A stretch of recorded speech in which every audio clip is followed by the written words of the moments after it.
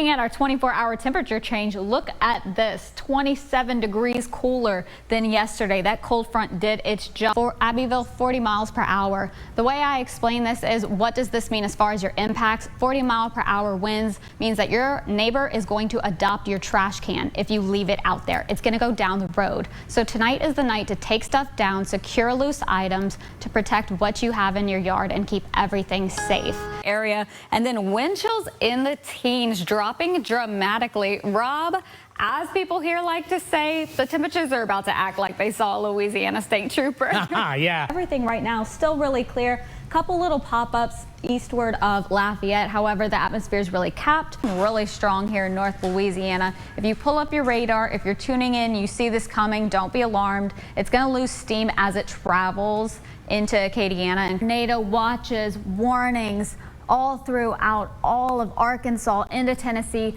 Lots of severe weather coming, but what's going on for us is the setup for when it gets here on Saturday. And there is that visibility. Don't so much look for the white highlighted areas, look at your numbers. So anything below 10 means your visibility is obstructed. So Lafayette, Abbeville, just leave yourself a little bit of extra time as you're getting on the roads. But by 12, we start getting all that heat, the air warms up, we're getting all that moisture off the Gulf, and that leads to these isolated showers. Now, don't take the placement as reality, just look at the big picture. Little sprinkle showers here and there, and then they dissipate. Watch that sun goes down, it's 10 o'clock, and there goes the showers. Thank you. Yes, I don't even think you feel the cold when you have this much snow in Louisiana. You're just so excited to hear that we're probably in those teens. It doesn't feel it at all. Everybody has plans. Soccer's going on, softball, t-ball, so think about that while you're making your plans, because the main line will be on its way. Lots of rainfall associated with this. Looks like it'll finally start clearing out by Sunday. Very saturated. We do have a tropical update for you guys.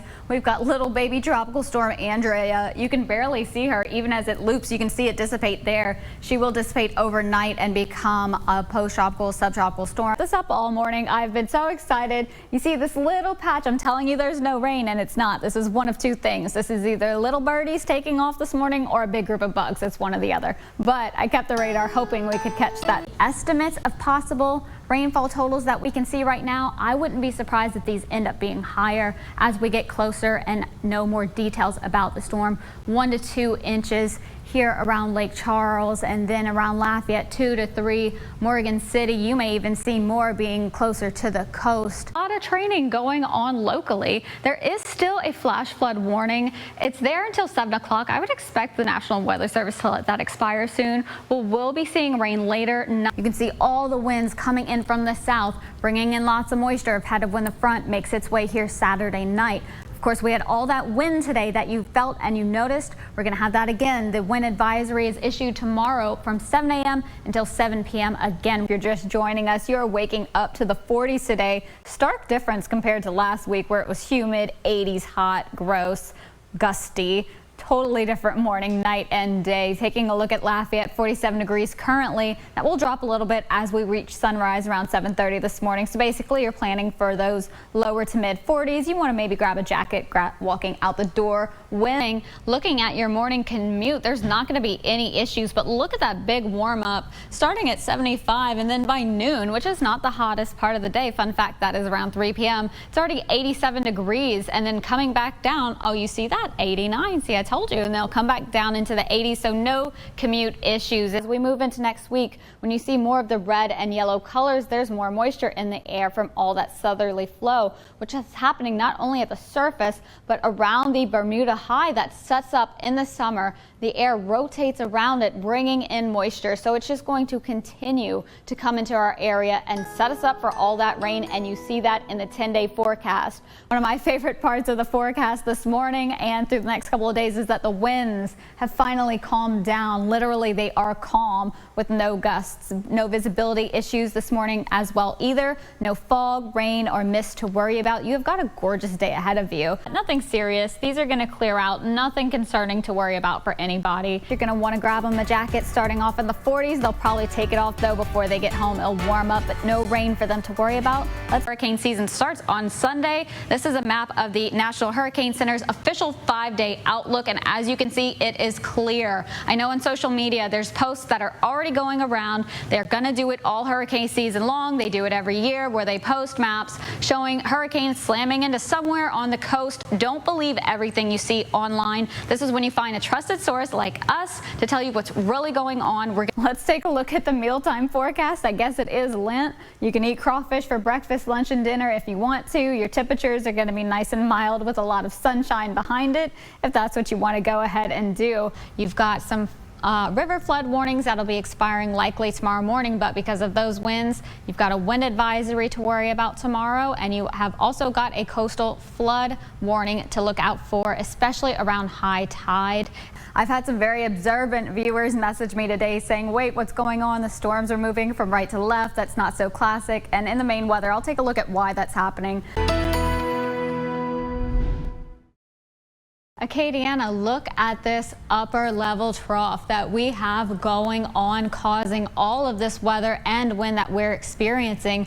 Where you see this happening is where air at the top of the atmosphere is diverging apart, which then causes a surface low. And you're going to see that here. And why is that important? That surface low is so deep and strong that it's causing a huge pressure gradient against the high pressure that we've got over here in Florida. So what does that mean for the wind? The atmosphere wants to remain balanced. So you see all these black contoured lines. These are called isobars. These are lines of constant pressure. The more packed these get, basically the stronger the wind is as a result of that low trying to be filled in by the winds. You can see the arrows that I put down here for you. You can truly see those winds push towards that low pressure system, causing the weather that we're going to be experiencing over the next couple of days.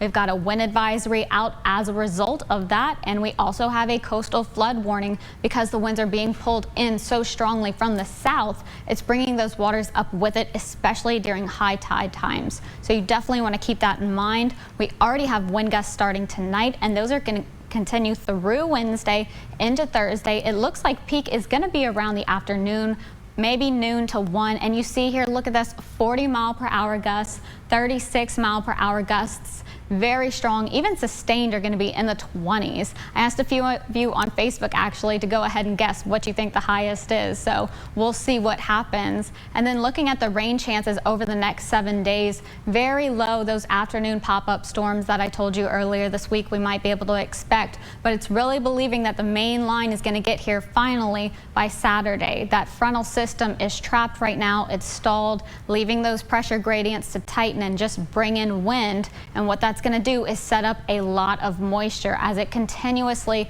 brings in winds from the south, and that's going to set us up not only for rains on Saturday night but excessive rainfall. Right now this is the day 5 outlook, so this has time to change. We have to figure out what that low pressure system is going to do first, how deep it's going to get, where exactly it will travel, but this is already indicating that we will have a risk for more flooding rains, which I'm sure we don't need, of course. So that's something we're keeping a close eye on as we go through the rest of the week.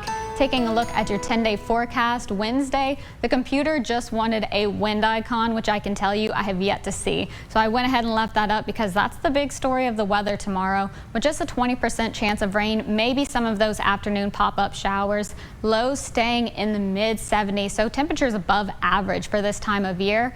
Thursday will be the same thing. We're still going to keep those clouds because we're staying very highly saturated. Again, with all those winds bringing in the moisture, setting us up for Saturday. Low and slow, unfortunately. Highs staying in the 80s, lower percent chance of rain, pop-up showers, nothing significant. Again on Friday, so if you have anything as far as things outside that are not tied down, that are loose, plants that you're hanging up, it's a good idea to go ahead and take those down.